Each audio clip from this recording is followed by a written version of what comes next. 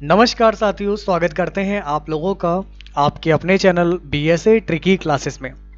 साथियों, आज का सेशन बहुत इंपॉर्टेंट रहने वाला है क्योंकि आज हम लोग इस क्लास में एसएससी कांस्टेबल जीडी परीक्षा के लिए एसएससी कांस्टेबल जीडी परीक्षा जो आप लोग की परीक्षा होने वाली है अभी 2021 में दिसंबर तक में होने की उम्मीद है। बाकी फिलहाल जब भी आपकी एग्ज़ाम डेट आएगी हमको इन्फॉर्म करेंगे।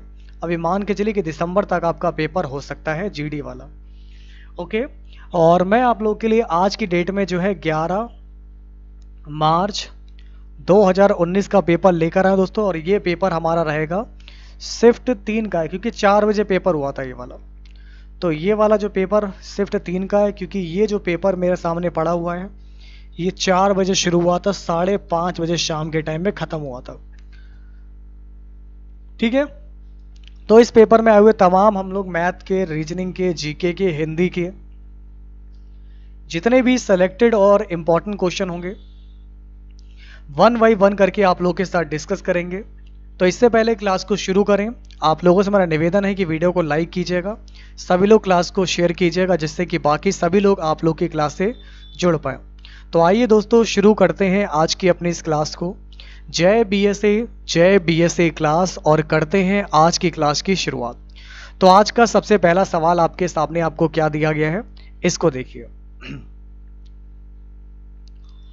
तो सबसे पहला सवाल है दोस्तों, स्टार चिन्ह का स्थान लेने के लिए और समीकरण को संतुलित करने के लिए गणितीय चिन्हों में से कौन सा सही युग्म है? तो सही युग्म की पहचान कीजिए। तो दोस्तों यहां से आपका सही जवाब क्या होगा? Option A, option B, option C या फिर ऑप्शन हो जाएगा डी। तो दोस्तों अगर हम इस क्वेश्चन की बात करेंगे, सबसे पहले देखिए ये साइन आपका आ जाएगा मल्टीप्लाई का, यहाँ लगाइए माइनस, यहाँ लगाइए प्लस। क्या ये 174 आएगा? 96 इंटू 2 माइनस का 20 प्लस का 2 बराबर लाना 174। ऑप्शन डी से वैल्यू को पुट किया मैंने।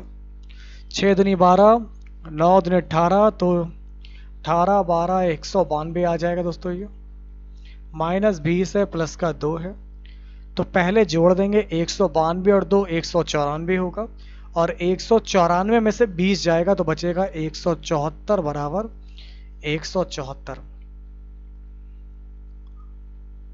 ठीक है, तो लेफ्ट हैंड साइड बराबर राइट हैंड साइड आ जाएगा। अगर आपका आंसर डी आ रहा है बिल्कुल राइट है। साथियों उस विकल्प का चयन करें जो दर्पण के दाईं ओर रखे जाने पर दी गई आकृति की सही दर्पण छवि से मेल खाता है।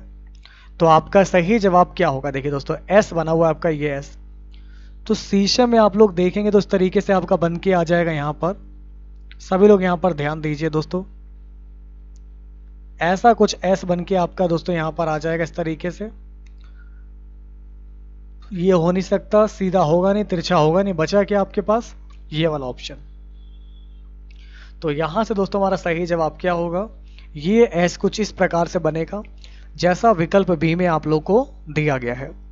आइए दोस्तों हमारा अगला सवाल देखिए क्या दिया गया है। ए, बी, सी, डी और ई एक पंक्ति में बैठे हुए हैं। सबसे पहले एक पंक्ति है दोस्तों आपकी जिसमें 5 लोग बैठे हुए हैं। अब सबसे दोस्तों पहली बात दोस्तों क्या है यहाँ पर कि ये मान लीजिए अब कुछ तो देने रखा है, तो हम हमेशा मानते दोस्तों 5 लोग इस तरीके से बैठे होंगे आपका 1 2 3 4 5। ये हो जाएगा आपका राइट साइड और ये मेरा हो जाएगा लेफ्ट साइड। तो सी हमारा जो है डी और ए के बीच में है। ठीक है ना, तो सी हमारा जो दे रखा है सी, ये डी और ए के बीच में है। ई मेरा ना तो अंत में है ना ही डी के बगल में है, तो ई मेरा यहां पर आ जाएगा दोस्तों क्योंकि ई मेरा ना तो अंत में है ना डी के पास है, और बी के बाईं ओर है दोस्तों ये। लेकिन जो ई हमारा जो है बी के लेफ्ट साइड में है, तो बी के लेफ्ट साइड में हो गया, जो कि अंतिम में, तो बी हमारा अंतिम में है। तो बताइए डी के दाएं कौन होगा? तो प्यारे साथियों डी के राइट साइड में कौन है आपका? तो ये डी है, तो डी के राइट साइड में मेरा सी आ रहा है। तो अगर आपका आंसर सी आएगा तो बिल्कुल सही आया है, आपका सही जवाब हो जाएगा सी। 4 शब्द आपको दिए गए हैं जिनमें से 3 किसी तरीके से समान है, एक आपका अलग है। असंगत शब्द का चयन कीजिए। स्कार्फ, दस्ताने, धूप चश्मा, स्वेटर। बताइए।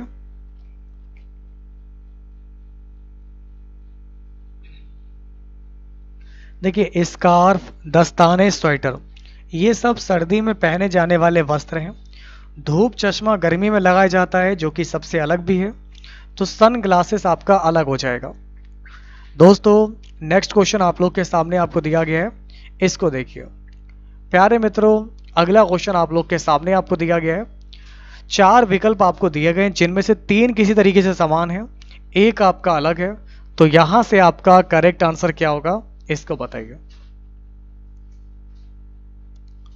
बहुत ही बढ़िया सवाल मैं आप लोग के साथ डिस्कस कर रहा हूं, तो वीडियो को सभी लोग लाइक कर दीजिएगा, क्लास को मिलकर आप लोग शेयर कीजिए। देखिए, जीडी की एग्ज़ाम डेट आपकी आ चुकी है। जीडी वालों का जो एग्ज़ाम होना है कांस्टेबल जीडी का, रियल एग्ज़ाम डेट आ चुकी है, नोटिफिकेशन जारी कर दिया गया है। 16 नवंबर से आपके पेपर स्टार्ट होंगे और 16 नवंबर से लेकर दोस्तों ये पेपर आपके 15 दिसंबर तक चलेंगे। तो 1 महीने तक आप लोग की परीक्षाएं होंगी। 16 नवंबर से लेकर 15 दिसंबर तक आपका पेपर होना बिल्कुल तय है। ठीक है।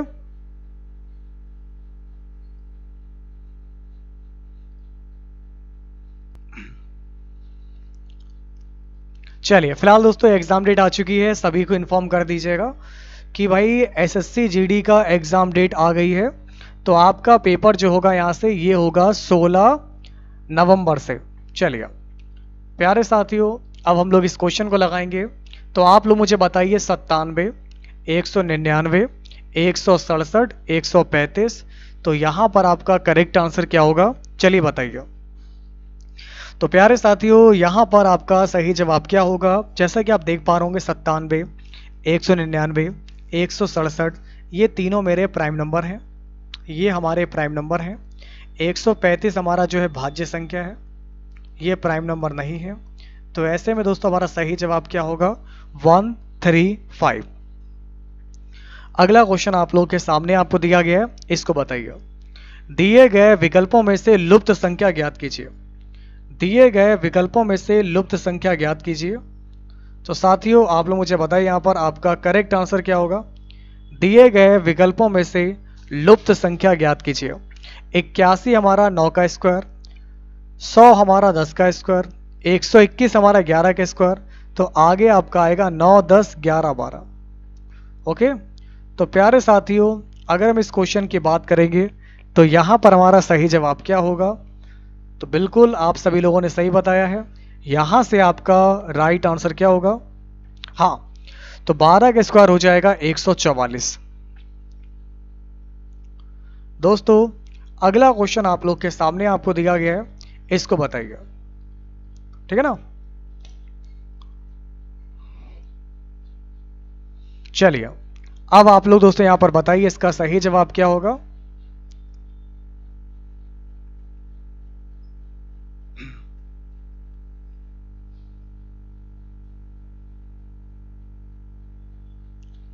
सोलह नवंबर से पेपर होगा आपका, 16 नवंबर से। कृपया सभी लोग ध्यान दीजिए, एसएससी जीडी की एग्जाम डेट आ चुकी है और 16 नवंबर से पेपर होगा। ठीक है, तैयार हो जाओ आप सभी लोग। जितने भी लोग क्लास को देख रहे हैं सभी वीडियो को लाइक कर दीजिएगा, सभी लोग क्लास को मिलकर शेयर कीजिए। चलिए, तो अगर हम इस क्वेश्चन की बात करेंगे, सभी संख लाल हैं और कोई खाल बिल्ली नहीं है। ये ए है, ये ई है, और हमने आपको पढ़ाया है कि ए प्लस ई बराबर आपका ई होता है। ठीक है, तो खाल से हमारा खाल कट जाएगा दोस्तों। तो कोई संख बिल्ली नहीं है, कोई संख बिल्ली नहीं है, ये वाला राइट हो गया। फिर आपको यहां पर दे रखा है दूसरी बात, अगर सभी संख खाल हैं तो मैं ए को आई में बदल सकता हूं, ए को मैं आई में बदल सकता हूं। अगर सभी संख खाल हैं तो कुछ खाल संख होंगे, कुछ संख खाल होंगे, ये भी राइट हो गया। तो यहां पर आपका करेक्ट आंसर क्या हो जाएगा, तो प्यारे मित्रों इस प्रकार से आपका राइट आंसर हो जाएगा दोनों। ठीक है, तो जिसका भी आंसर आ रहा है यहाँ पर बिल्कुल राइट है, सही जवाब होगा। दोनों निष्कर्ष आपके बिल्कुल करेक्ट है। 4896, 3785, 7852। अगला स्टेप क्या होगा ये आप लोग बताइए। तो साथियों अगर हम इस क्वेश्चन की बात करेंगे तो हमारा यहां से लॉजिक क्या है, 4 8 9 6 आ रहा है 3 7 8 5, तो यहां पर आपको बताना है 7 8 5 2। अगला स्टेप क्या होगा इसको बताइए। तो प्यारे मित्रों अगर हम इस क्वेश्चन की बात करेंगे तो आपका सही जवाब क्या होगा, देखिए 6 में से 1 गया, 9 में से 1 गया, 8 में से 1 गया, 4 में से 1 गया। तो इस प्रकार 6 में 1 जाएगा 5, 9 में 1 जाएगा 8, 8 में 1 जाएगा 7, 4 में 1 जाएगा 3। तो इन सभी में से भी आप लोग एक एक को कम कर दीजिए। 2 में से 1 गया 1, 5 में 1 गया 4, 8 में 1 गया 7, 7 में गया 6। हमारा सही जवाब हो जाएगा 6 7 4 1। तो अगर आपका आंसर आ रहा है 6 7 4 1, यही होगा आपका बिल्कुल करेक्ट आंसर।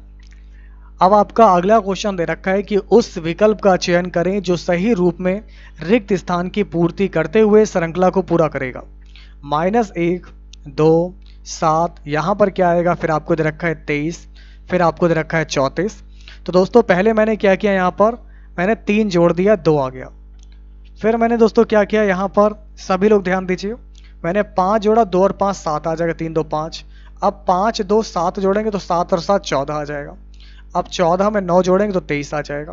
23 में अगर मैं 11 जोड़ दूंगा तो 23 33 और एक 34 हो जाएगा। तो क्या चल रहा लॉजिक, +3 +5 +3 +5 +7 +9 +11। तो इस प्रकार से हमारा सही जवाब हो जाएगा 14। निम्नलिखित में से कौन सी उत्तर आकृति दी गई है जो इस श्रृंखला को पूरा करेगी। Complete the pattern. तो इस पैटर्न को कंप्लीट करेंगे तो यहाँ पर आपका इस साइड में कोने में डब्बा बनेगा जैसे यहाँ पर बन रहा है, लेकिन इस तरीके से स्ट्रक्चर भी रहेगा जो कि यहाँ पर नहीं है। यहाँ पर कुछ बन रहा है ब्लैक, यहाँ ब्लैक बना नहीं बन, लेकिन यहाँ देखिए बन रहा है, ये नीचे आपका ब्लैक कलर आ रहा है और ये स्ट्रक्चर आ रहा है जो कि बिल्कुल परफेक्ट है। तो अगर मेरे प्यारे साथियों अगर आपका आंसर ऑप्शन नंबर बी आ रहा है, बिल्कुल राइट है। वेरी गुड क्लास, बहुत बढ़िया। चलिए अब दोस्तों बढ़ते हैं आगे, अगला क्वेश्चन। अब हम लोग दोस्तों बात करेंगे जीके के टेस्ट। हाँ भाई एग्जाम डेट आ गई, आप लोग की एग्जाम डेट आ चुकी है, सभी लोग ध्यान दीजिए। 16 नवंबर से लेकर 15 दिसंबर तक आपकी परीक्षाएं चलेंगी, तो आप हो जाइए बिल्कुल तैयार, कहीं हो जाए ना देर, इसलिए पढ़ लीजिए अभी बिल्कुल ढेर। तो चिपको आंदोलन भारत में सबसे पहले कहाँ शुरू हुआ था, आज का सबसे पहला सवाल है। सभी लोग जवाब देंगे। भाई जवाब नहीं आ रहे हैं आप लोग के, बाकी लोग कितने रह गए। वीडियो को सभी लोग लाइक कर दीजिएगा, क्लास को मिलकर शेयर कीजिएगा। तो आइए दोस्तों आप लोग बताइए, चिपको आंदोलन भारत में सबसे पहले कहाँ शुरू किया गया। चिपको आंदोलन जो है भारत में सबसे पहले कहाँ शुरू किया गया, ये आपको बताना है। यहाँ से आपका राइट आंसर क्या होगा, ए बी सी या फिर डी। हाँ भाई एग्जाम डेट आ गई है। चिपको आंदोलन भारत में शुरू हुआ था आपका यूपी से। तो अगर मेरे प्यारे मित्रों अगर आपका आंसर यूपी आ रहा है, बिल्कुल राइट है, वेरी गुड। आइए नेक्स्ट क्वेश्चन दोस्तों, कहाँ के किसके साम्राज्य के शासनकाल को भारतीय सभ्यता का स्वर्ण युग कहा जाता है। किस साम्राज्य को भारत का स्वर्ण युग कहा जाता है, बताइए। हाँ बिल्कुल सही बता रहे हैं आप लोग, गुप्त साम्राज्य को। अगर आपने गुप्त साम्राज्य बोला है तो बिल्कुल सही बोला है। ओके, तो जिन साथियों का भी यहाँ से आ रहा है गुप्त साम्राज्य आ रहा है, बिल्कुल यहाँ से आप लोग का राइट आंसर होगा। रेल बजट दोस्तों, रेल बजट की बात करेंगे, सही जवाब क्या है, ए बी सी या फिर डी। तो रेल बजट जो होता है केंद्रीय बजट का भाग होता है। रेल बजट क्या होता है, केंद्रीय बजट का भाग होता है। अगला क्वेश्चन देखिए करंट अफेयर के लिए मेरा आप लोगों से निवेदन है कि बीएसए गवर्नमेंट जॉब न्यूज को सब्सक्राइब कीजिए। Okay, BSA government job news पर जाकर विजिट कीजिए, वहां पर मैंने करंट अफेयर आपको पढ़ाई है। 2018 में ऑस्ट्रेलियाई ओपन टेनिस चैंपियनशिप में पुरुष वर्ग का खिताब किसने जीता। 2018 में ऑस्ट्रेलियाई ओपन टेनिस चैंपियनशिप में पुरुष वर्ग का खिताब किसने जीता है, इसको बताइए। चलिए दोस्तों, तब तक मैं आप लोग के लिए बेस्ट बुक का रिव्यू करता हूँ। जो बच्चे नए हैं जान लीजिए कि हिंदी के लिए कौन सी बुक आपको परचेस करनी है, कौन सी बुक आपके लिए बेस्ट रहेगी। ओके, फिर मैं आप लोग को यहाँ पर जीके, मैथ और हिंदी भी अभी मैं इस क्लास में आपको पढ़ाऊंगा। ठीक है, आइए देखते हैं। नमस्कार साथियों, स्वागत है आपका बीएसए ट्रिकी क्लासेस में। तो दोस्तों आज हम लोग बात करने वाले हैं यहाँ पर हिंदी बेस्ट बुक के बारे में। तो आ गई है हिंदी के लिए रामबाण किताब। तो आप लोग देख पा रहे होंगे यहाँ पर चक्षु ने किताब यहाँ पर पब्लिश की है सामान्य हिंदी के लिए, जो कि एसएससी जीडी और भी अन्य सभी परीक्षाओं के लिए काफी इंपॉर्टेंट है। और इस बुक के ऑर्डर के लिए आप लोग स्क्रीन पर दिए गए नंबर पर आप लोग कांटेक्ट कर सकते हैं। तो चलिए दोस्तों इस बुक का रिव्यू करते हैं, देखते हैं कि इस बुक में कौन कौन से टॉपिक हैं जो आप लोग को मिल जाएंगे, क्योंकि जो आपके सिलेबस पर आधारित है। और इसमें ये जो आपकी बुक है सभी एग्जाम्स के लिए इसमें यहाँ पर सारे टॉपिक आपको मिल जाएंगे। लेकिन आपको जो मेन टॉपिक पढ़ने हैं, मैं हमेशा आप लोग को पेपर में जैसे कि सॉल्व करवाता रहता हूँ।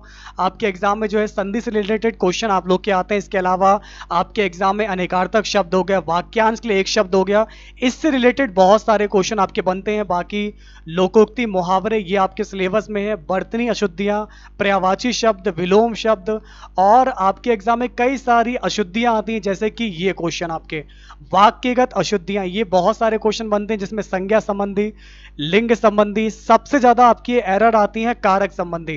ठीक है ना, तो ये सब आप लोग का जो भी जीडी का सिलेबस है उस पर आधारित है। बाकी इसमें और भी टॉपिक्स हैं जो कि सभी एग्जाम्स के लिए इंपॉर्टेंट बुक है, सभी परीक्षाओं को ध्यान में रखते हुए बुक बनाई गई है। तो ये आप देख सकते हैं, पूरी यहां पर आपको सारणी दे रखी है कि कौन कौन से टॉपिक इसमें आपके अवेलेबल है। तो किताब बहुत बेस्ट है, आप देख सकते हैं। अगर सबसे पहले टॉपिक को देखेंगे तो पहले एक पूरे टॉपिक को बिल्कुल डिटेल से यहाँ पर डिटेल वाइज एक एक पॉइंट को क्लियर किया गया है। और उसके बाद आपकी प्रैक्टिस के लिए इसमें जब आप इस सबको पढ़ लेंगे तो फिर इसमें आपको क्वेश्चन आंसर मिल जाते हैं, जिससे आप लोग अपने प्रैक्टिस को और भी बेस्ट से बेस्ट बना सकते हैं। तो आइए आप लोग को बताते हैं किस तरीके से यहाँ पर पहला जो टॉपिक है इससे रिलेटेड जो भी आपके प्रीवियस पेपर में पूछे गए क्वेश्चन थे ये सारे आप लोग के लिए अवेलेबल है। और ये किताब आप लोग को मिल जाती है मार्केट में यहाँ पर 299 रुपीज की। इसके अलावा दोस्तों आप लोग यहाँ पर देख सकते हैं एसएससी कांस्टेबल जीडी के लिए मैंने पहले भी आप लोगों से कहा था कि आपके लिए चक्षु की सबसे बेस्ट बुक ये रहेगी। पूरी गाइड है, संपूर्ण गाइड है, जिसमें आप लोग को रीजनिंग, मैथ, जीके, इंग्लिश और हिंदी मिल जाती है। बाकी इसमें 2 सॉल्व पेपर हैं और 2800 से भी ज़्यादा क्वेश्चन मिल जाते हैं। बाकी आपकी प्रैक्टिस के लिए ये है जीडी कांस्टेबल की सबसे बेस्ट बुक फॉर प्रैक्टिस, जिसमें आपको 20 प्रैक्टिस सेट मिल जाते हैं और 8 प्रीवियस ईयर सॉल्व पेपर के साथ। तो 3200 के करीब क्वेश्चन यहाँ पर मिल जाएंगे आपको। तो जो लोग भी इस बुक को लेना चाहते हैं, वीडियो के डिस्क्रिप्शन में हमने आपको लिंक प्रोवाइड कराया है। बाकी इस बुक के रिगार्ड अगर कुछ भी आपको क्वेश्चन पूछना है या कोई भी क्यूरी है तो भाई वीडियो के डिस्क्रिप्शन में आपको मोबाइल नंबर मिल जाएगा, जहां से आप लोग कांटेक्ट करके जो इस विषय में और भी ज्यादा जान सकते हैं।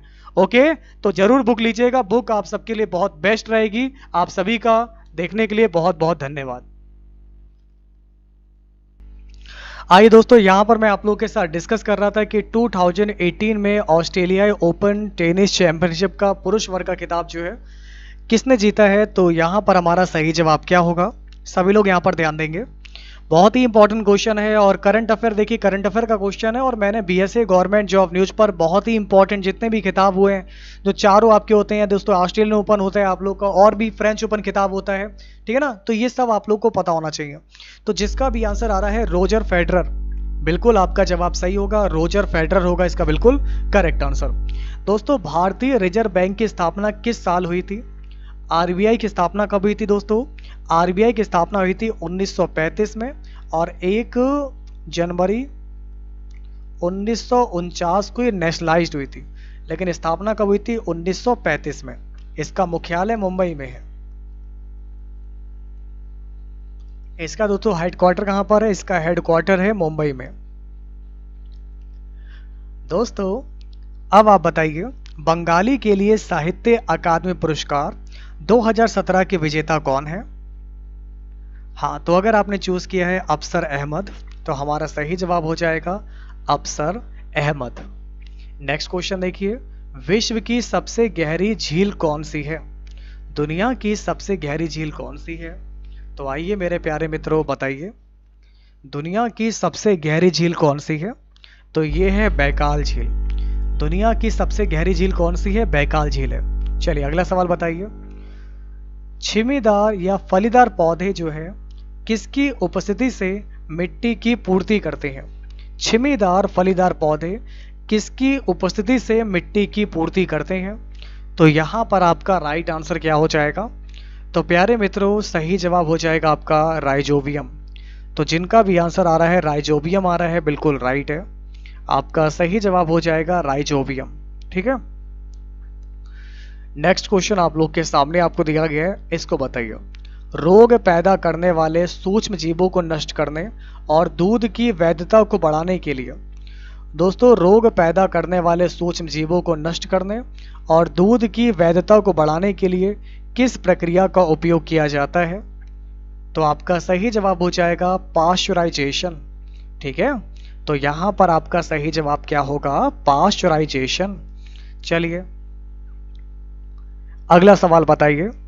किसी सफेद कपड़े में लगा करी का दाग साबुन लगाने पर लाल भूरे रंग में बदल जाता है। तो करी का जो दाग है साबुन लगाने पर लाल या भूरे रंग में बदल जाता है, क्योंकि साबुन की प्रकृति होती है क्षारीय, अम्लीय, क्षारकीय, उदासीन। तो आपका सही जवाब हो जाएगा क्षारीय। सफेद कपड़े पर गिरे सब्जी के दाग साबुन से धोने पर लाल हो जाते हैं, क्योंकि साबुन की प्रकृति क्षारीय होती है और सब्जी में उपस्थित हल्दी एक प्रकार का प्राकृतिक इंडिकेटर है। तो जिसका भी आंसर आ रहा है ए, क्षारीय, बिल्कुल आपका आंसर जो है करेक्ट हो जाएगा। क्लियर है? अब दोस्तों बढ़ते हैं आगे। हमारा अगला सवाल आपके सामने आपको दिया गया है, इसको बताइए। निम्नलिखित में से कौन एक कायंत्री चट्टान नहीं है? निम्नलिखित में से कौन एक कायंत्री चट्टान नहीं है? स्लेट, संगमरमर, ठीक है ना, पट्टिताश्म, नाइस या चूना पत्थर। तो कौन सा एक आपकी कायंत्री चट्टान नहीं है? तो हमारा सही जवाब हो जाएगा लाइमस्टोन, यानी कि चूना पत्थर। तो कौन सी दोस्तों एक कायंत्री चट्टान नहीं है? तो आपका सही जवाब क्या होगा? चूना पत्थर होगा इस क्वेश्चन का बिल्कुल करेक्ट आंसर। आइए दोस्तों बढ़ते हैं आगे। हमारा अगला सवाल आपके सामने आपको दिया गया है, इसको बताइए। दक्षिण के चोल शासकों के प्रभाव का काल क्या था? दक्षिण के चोल शासकों के प्रभाव का काल था 17वीं शताब्दी ईस्वी सन तक, 9वीं शताब्दी ईस्वी सन, 19वीं शताब्दी या 9वीं शताब्दी ईसा पूर्व। तो यहां पर आपका सही जवाब होगा 19वीं शताब्दी यानी कि ईस्वी सन। ठीक है, तो दक्षिण चोल के शासकों का प्रभाव काल माना जाता है 19th सेंचुरी को। आपका सही जवाब होगा 19वीं शताब्दी। मटकी जो है, मटकी किस राज्य की नृत्य शैली है? साथियों मटकी जो है, मटकी किस राज्य की नृत्य शैली है? आपका सही जवाब होगा मध्य प्रदेश। तो मटकी कहां की है? मटकी है आपकी मध्य प्रदेश की। आइए अब दोस्तों बढ़ते हैं आगे। हमारा नेक्स्ट क्वेश्चन देखिए। तो दोस्तों अब आप स्वागत कीजिए मैथ का। तो आपके एग्जाम में मैथ का पेपर कैसा आता है, किस तरीके से क्वेश्चन पूछे जाते हैं, आइए दोस्तों आज हम लोग 1 बाय 1 करके सभी प्रश्नों को देखेंगे। जैसे कि चावल के मूल्य पर 20% का डिस्काउंट मिलने से 100 रुपए में 5 किलो चावल और खरीद सकते हैं, तो चावल का प्रति किलो घटा हुआ मूल्य ज्ञात कीजिए।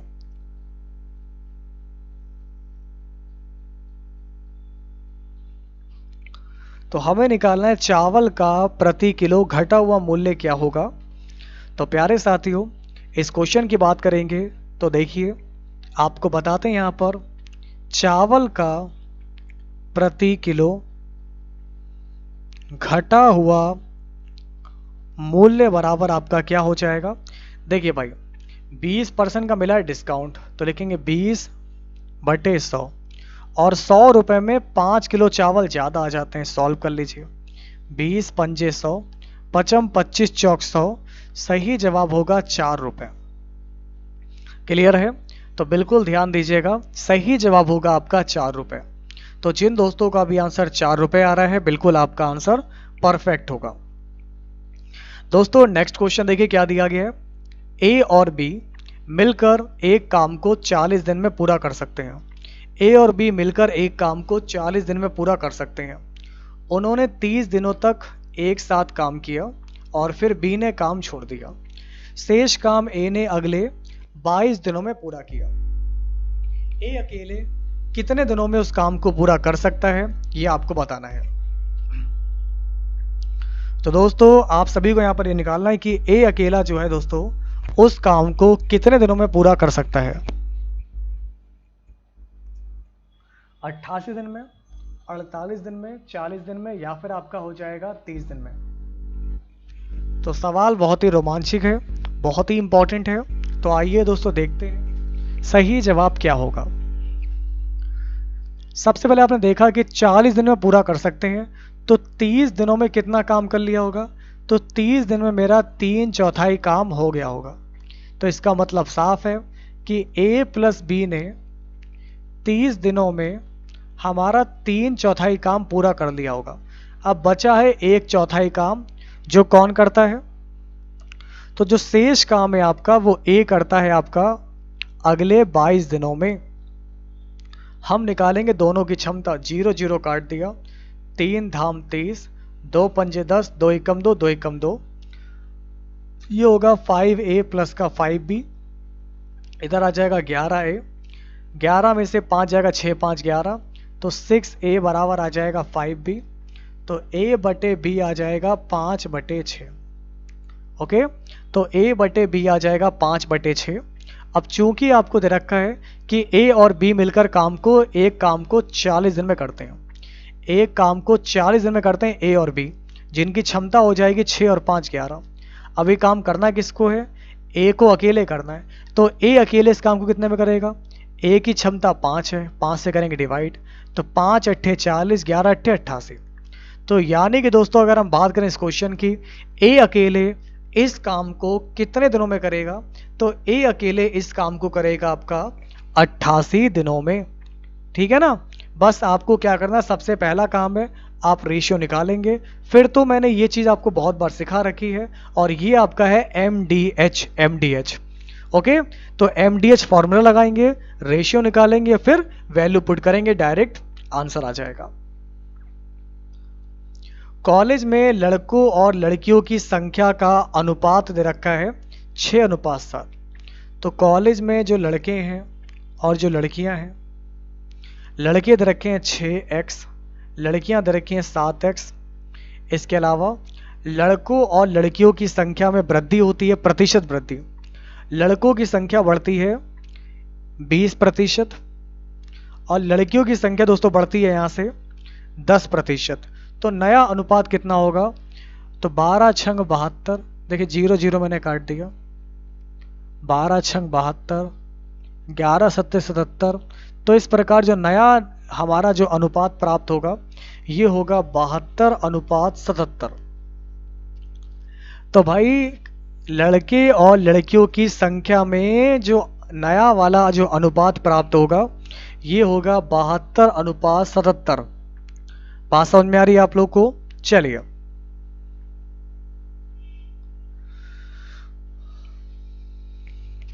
ए और बी क्रमशः 40 दिनों में और 16 दिनों में एक काम को पूरा कर सकते हैं। ए ने अकेले शुरू किया, फिर 12 दिनों तक बी ने काम पूरा कर होने तक ए के साथ काम किया। तो बी के कार्य में शामिल होने के बाद कार्य कितने समय तक चला है ये आप सभी को ज्ञात करना है।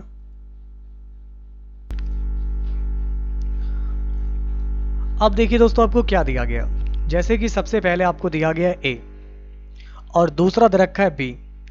ए करता है एक काम को 40 दिन में और बी करता है उस काम को 16 दिन में। दोनों का एलसीएम ले लिया 80, क्योंकि 40 दूनी 80, 16 पंजे 80। अब क्या होता है, ए ने अकेले काम को शुरू किया, 12 दिनों के बाद बी आ गया। मतलब ए जो है जिसकी क्षमता 2 है, ये आपका 12 दिनों तक काम में लगा रहता है, तो 24 काम हो जाता है। तो अगर 80 में 24 काम हो गया है तो बचा कितना? 10 में 6 गया 4, सॉरी 10 में 4 गया 6, 7 में 2 गया 5, 56 काम बचा है। अब 56 काम बचा है, बी भी आ जाता है। तो ये दोनों लोग मिलकर कितने दिन में निपटाएंगे? तो 5 2 7, 7 अट्ठे 56, 8 दिन और लग जाएंगे।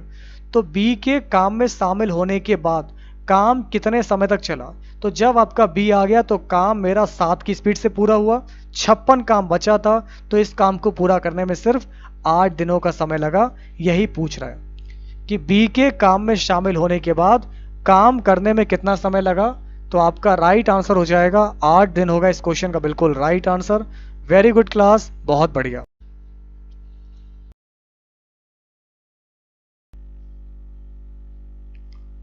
देखिए दोस्तों, आपको दिया गया कि एक वस्तु को 4,000 रुपए में बेचा गया था। अगर 10% का डिस्काउंट दिया जाता तो लाभ होता 20%। तो वस्तु का लागत मूल्य कितना होगा? देखिए, 4,000 रुपये में बेचा जाता, 10% का डिस्काउंट दिया गया इसमें, तो 4,000 पर 10% का डिस्काउंट देंगे तो हमारा 3600 आ जाएगा। और हमें चाहिए कि लागत मूल्य निकालना है, लाभ है 20% का इसमें, तो ये जो विक्रय मूल्य है इस पर लाभ 20% का है, तो यानी कि 120% बराबर आपको 3600 दे रखा है। आपको निकालना लागत मूल्य, 12 कम 12, 12 3 36, 10 बराबर 100, तो 100% बराबर हो जाएगा 3,000 रुपये।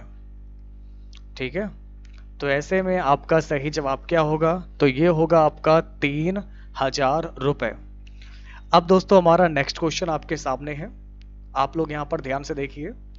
किसी स्टॉप पर रुके एक बस की चाल 70 किलोमीटर प्रति घंटा है और जब यह स्टॉप पर रुकती है तब इसकी चाल 56 किलोमीटर प्रति घंटा हो जाती है। तो प्रति घंटे बस कितने मिनट के लिए रुकती है, ये बताना है। तो प्रति घंटा बस कितनी रुकती है?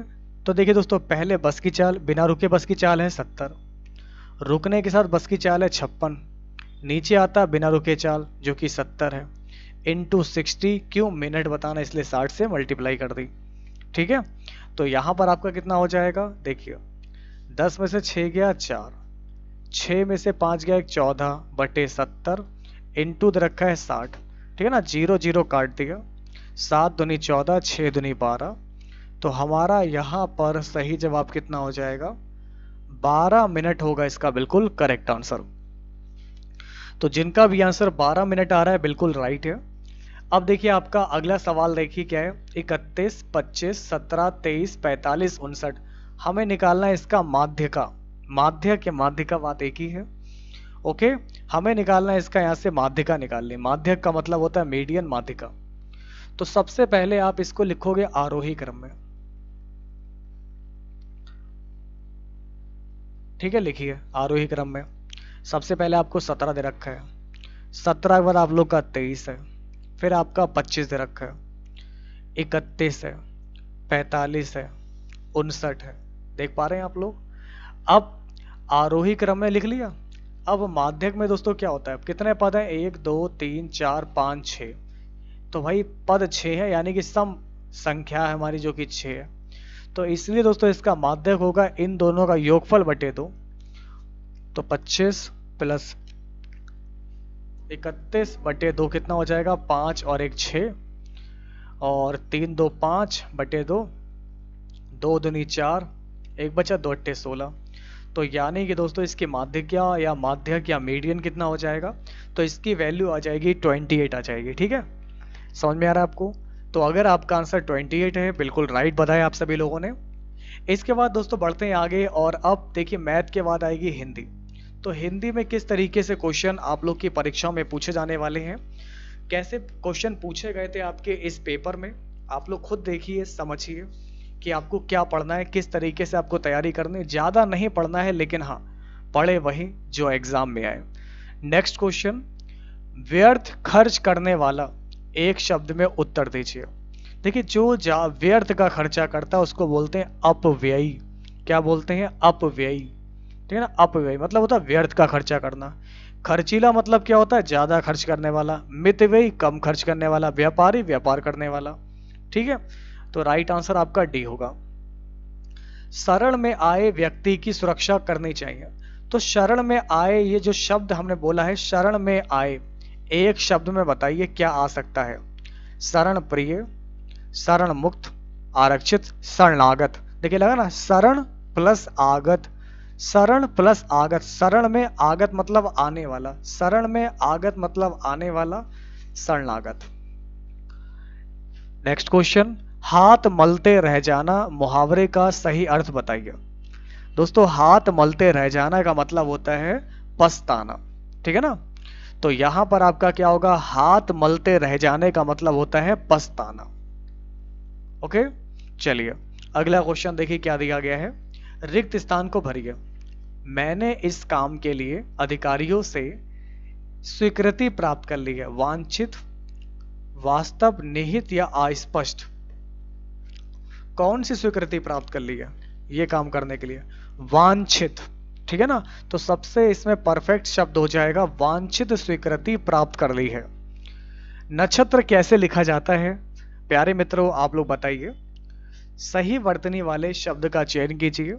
तो यहां पर आपको बताना है कि नक्षत्र जो है आपका कैसे लिखा जाता है।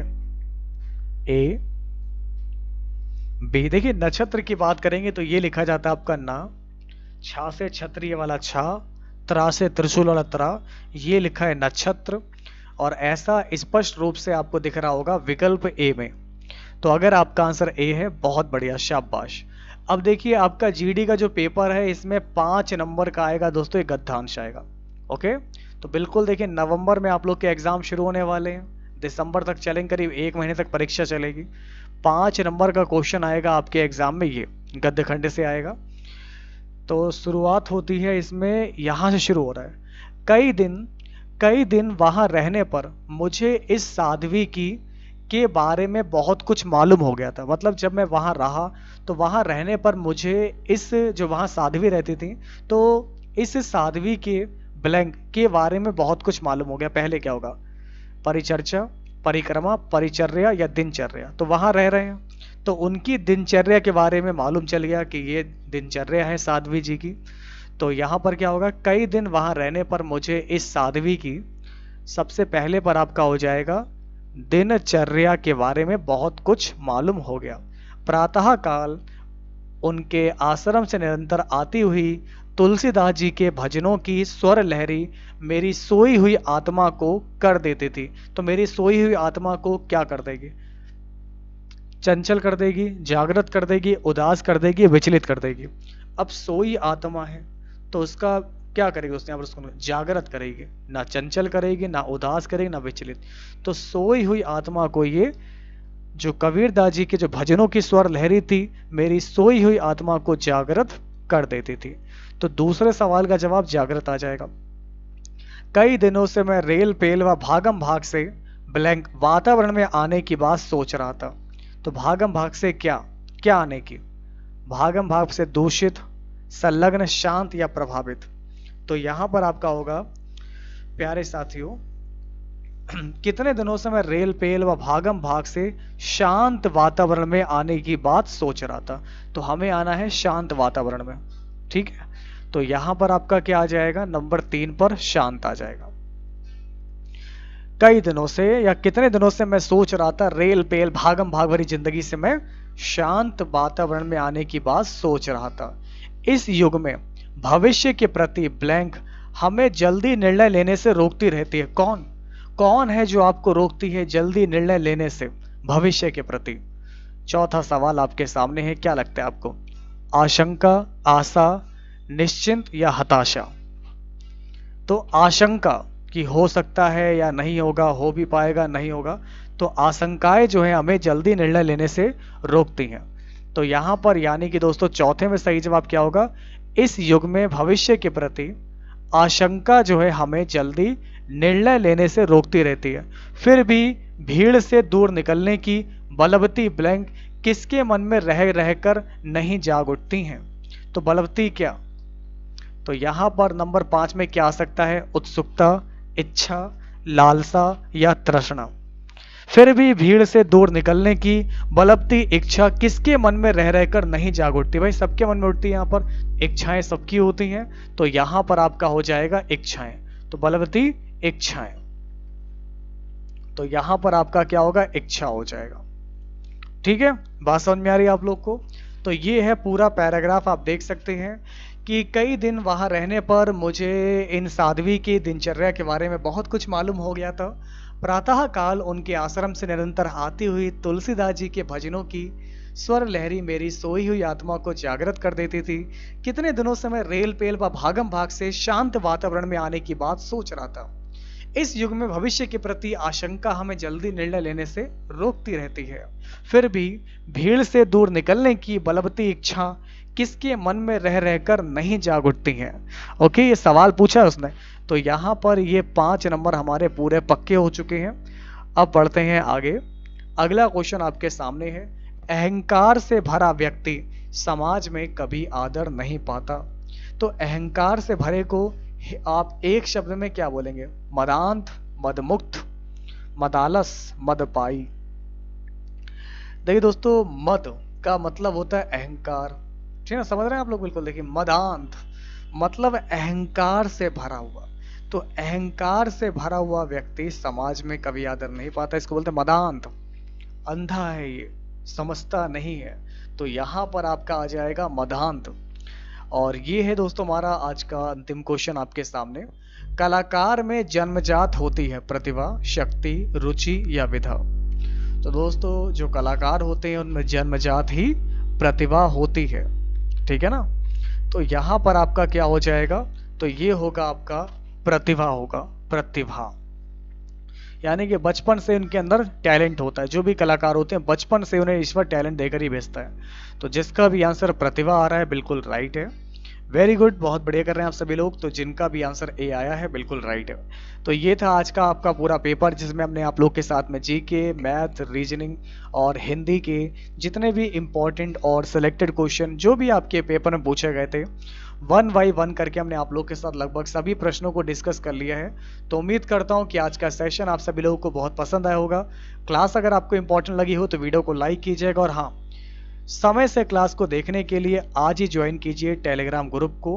वीडियो के डिस्क्रिप्शन में आपको लिंक मिल जाएगा, तो आज ही आप लोग BSA tricky classes Telegram app पर जाइए और वहां पर ग्रुप को ज्वाइन कीजिए। फ्री है। बहुत सारे लोग पूछते हैं कि ग्रुप पेड है क्या? सब फ्री है। आप ग्रुप पर आइए, डेली आपको हर टाइम क्लास के जो है लिंक मिलते रहेंगे, बाकी जो पीडीएफ फाइल्स होंगे वो भी आपको समय से मिलते रहेंगे। ओके, आप पढ़ते रहिए, मेहनत करते रहिए, आगे बढ़ते रहिए। तो फिर होगी मुलाकात आपसे आपकी अगली क्लास में। अपना ख्याल रखिएगा, तब तक के लिए नमस्कार। जय बीएसए, जय बीएसए क्लास। और आप सभी का तहे दिल से बहुत बहुत धन्यवाद, शुक्रिया। जय